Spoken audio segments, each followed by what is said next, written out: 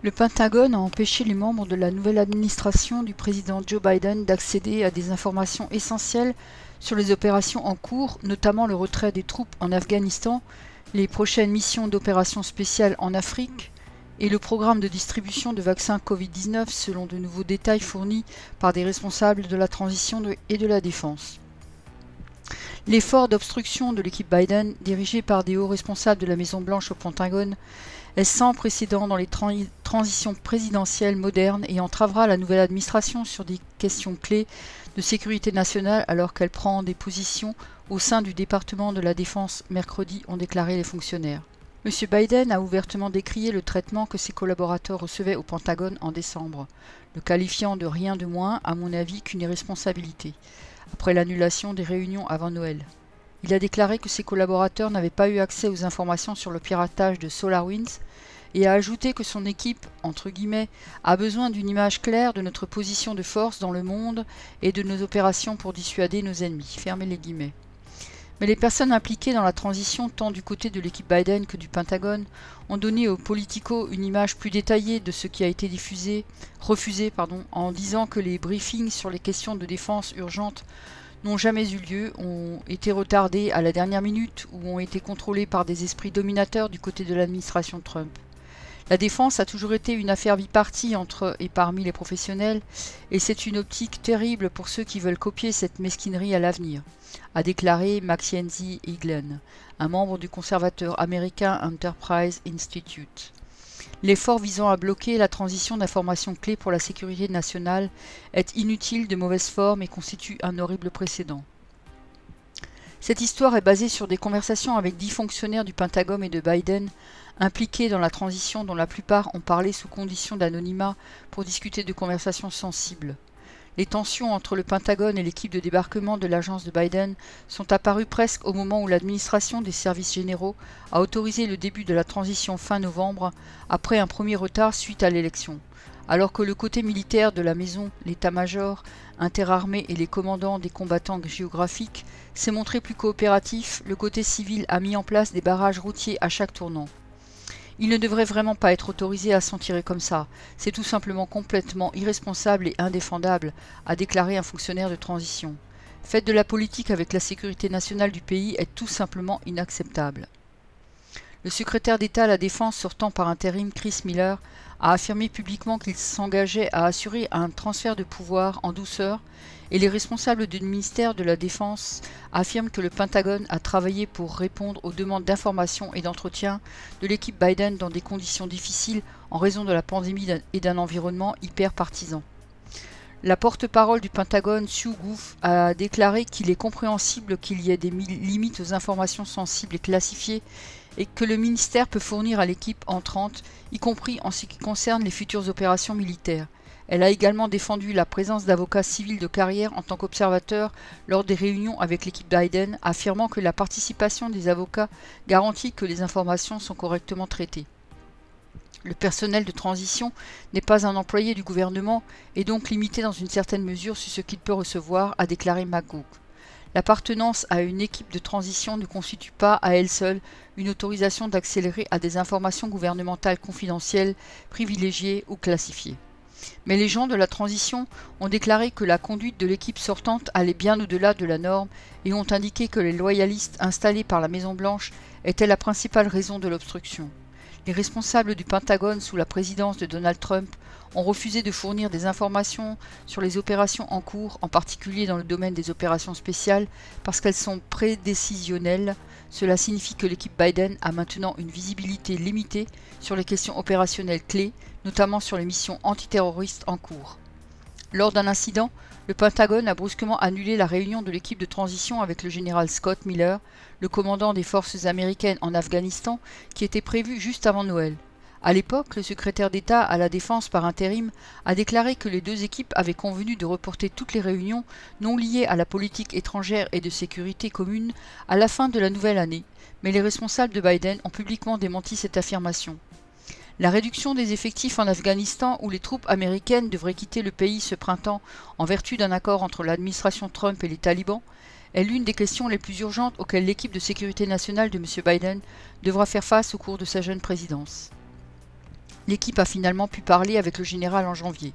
Mais avec l'administration Trump réduite à 2500 soldats en Afghanistan et en voie d'atteindre 0 en mai, avoir un retard de plusieurs semaines pour accéder au général Miller n'était pas bon, a déclaré le premier responsable de la transition. Un autre domaine dans lequel la transition a estimé ne pas avoir un accès adéquat est l'opération Warp Speed, l'effort de l'administration Trump pour développer et distribuer des vaccins Covid-19. Le Pentagone a d'abord rejeté la demande de la transition de rencontrer le général Gustav Perna, le chef des opérations du Warp Speed. Perna était présent lors d'une réunion entre le Pentagone et les équipes de transition de la santé et des services sociaux à la mi-décembre, mais il n'a répondu à aucune question. Ce n'est que la semaine dernière que l'équipe de transition du DOD a pu rencontrer Perna dans un cadre plus restreint. Les responsables de la transition ont déclaré que le retard dans l'obtention de réponses sur la vitesse de distorsion entravera le plan de l'administration Biden visant à augmenter considérablement l'effort de distribution de vaccins dans le pays au cours des 3 prochains mois. MGOG a repoussé la candidature selon laquelle le DOD n'a pas coopéré sur Warp Speed, notant que le ministère a organisé 64 entretiens ou briefings avec l'équipe de transition Biden où Covid-19 était à l'ordre du jour ou un point de discussion majeur et a répondu à 59 demandes d'informations liées à Covid. Dans l'ensemble, M. Goog a déclaré qu'à la date de mardi, le département avait envoyé à l'équipe Biden 277 réponses à des demandes d'informations. Mais dans l'ensemble du département, même lorsque l'équipe de transition a rencontré des fonctionnaires du DOD, tant civils que militaires, ils ont souvent eu les lèvres serrées, comme si on leur avait donné des indications explicites sur ce dont ils pouvaient ou ne pouvaient pas parler. Ces soupçons ont été confirmés lorsque le premier responsable de la transition est tombé sur un responsable militaire de très haut rang, une semaine après leur rencontre, et que ce dernier s'est excusé pour ses réponses coupées. Nous étions seuls et il m'a dit « Je suis désolé de ne pas avoir pu vous en dire plus, mais j'ai reçu des instructions très strictes », a déclaré le fonctionnaire de transition. Lors d'un autre entretien avec un commandant combattant, l'équipe Biden a posé des questions détaillées sur des questions urgentes de sécurité nationale et a reçu des réponses très vanilles. Une partie de cette réticence peut être due au fait que dans presque toutes les réunions de transition, des penseurs du bureau de l'avocat général du ministre de la Défense étaient présents et coupaient fréquemment la parole aux responsables civils du Pentagone en citant des questions opérationnelles prédécisionnelles. Lors d'une récente réunion, le général de brigade à la retraite Anthony Tata, qui a été chef politique par intérim du Pentagone jusqu'à la semaine dernière, a souvent retardé le représentant de l'avocat général comme pour demander la permission de discuter d'un sujet particulier. Pendant ce temps, chaque demande d'information déposée par l'équipe Biden devrait être examinée par le bureau de l'avocat général et beaucoup étaient dépouillés de toute information utile. De nombreuses demandes sont restées sans réponse et celles qui sont revenues ont été soigneusement aseptisées. L'équipe Biden avait une visibilité particulièrement faible sur le portefeuille des opérations spéciales et des conflits de faible intensité. Alors que les responsables politiques de Trump ont été autorisés à rencontrer les responsables de la transition, de nombreux fonctionnaires de carrière ont été maintenus à distance, a déclaré un responsable de la défense qualifiant cet effort d'inédit. Nous n'avons pas été mis sur la touche comme cela, a déclaré cette personne. Le premier fonctionnaire de transition s'est fait l'écho de ses préoccupations en déclarant que l'équipe avait rencontré un chef de cabinet qui semblait très jeune et dont le portefeuille semblait tout à fait nouveau.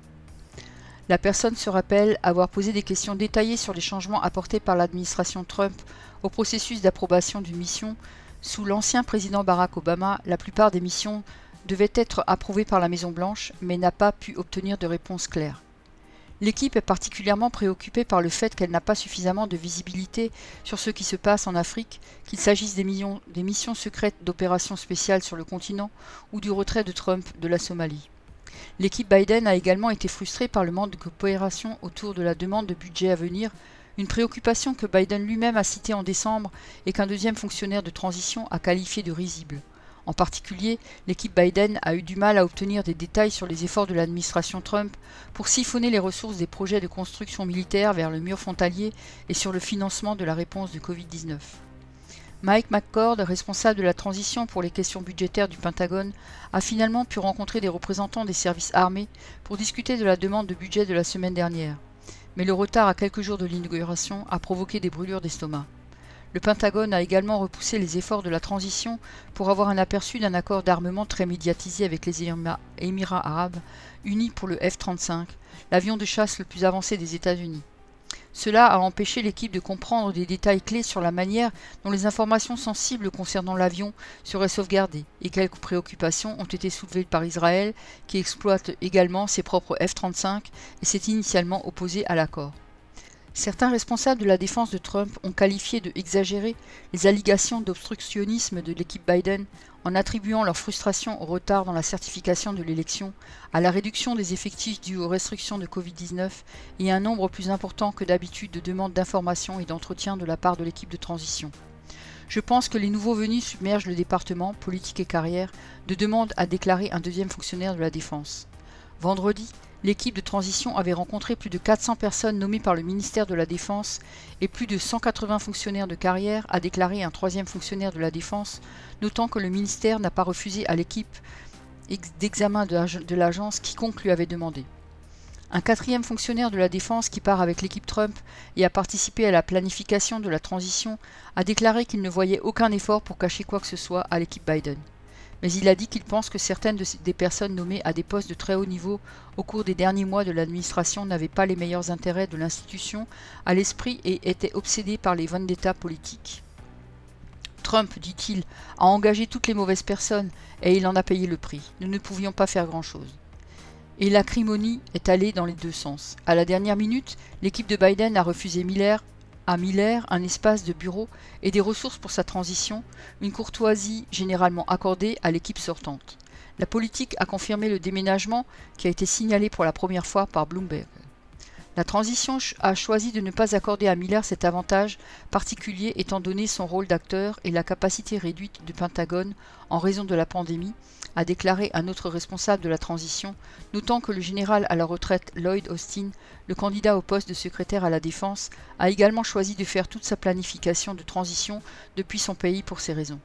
L'équipe Biden a déclaré que le ministère avait été coopératif dans le domaine de la sécurité autour de l'inauguration, principalement parce que le rôle du Pentagone dans cet effort a été mené par le côté militaire. En particulier, le vice-ministre de la Défense David Norquist, sur lequel Biden a fait appel pour assurer l'intérim jusqu'à la confirmation d'Austin, a été utile. Joe Francescon, le chef d'état-major adjoint de Miller, a contacté directement le nouveau chef d'état-major d'Austin, Kelly McSamen, le 5 janvier dernier. Des responsables de Biden et de Trump, dont Austin, McSamen, le secrétaire d'État à l'armée sortant Ryan McCarthy et Norquist, ont participé à un exercice d'entraînement sur table la semaine dernière. Miller devait y assister, mais a préféré faire un voyage intérieur. Dans l'ensemble, le premier responsable de la transition a déclaré qu'il donnerait à l'équipe de Trump au Pentagone une note de C ou D+, pour sa coopération. En fin de compte, le niveau d'information auquel nous avons eu accès était inadéquat, je veux dire tout simplement très inadéquat, en particulier dans le contexte d'un ensemble de défis sans précédent dans l'histoire de la nation, a déclaré la personne. C'est vraiment très choquant. Cet article provient du site des décodeurs et je vous mets le lien sous la vidéo. Merci à tous.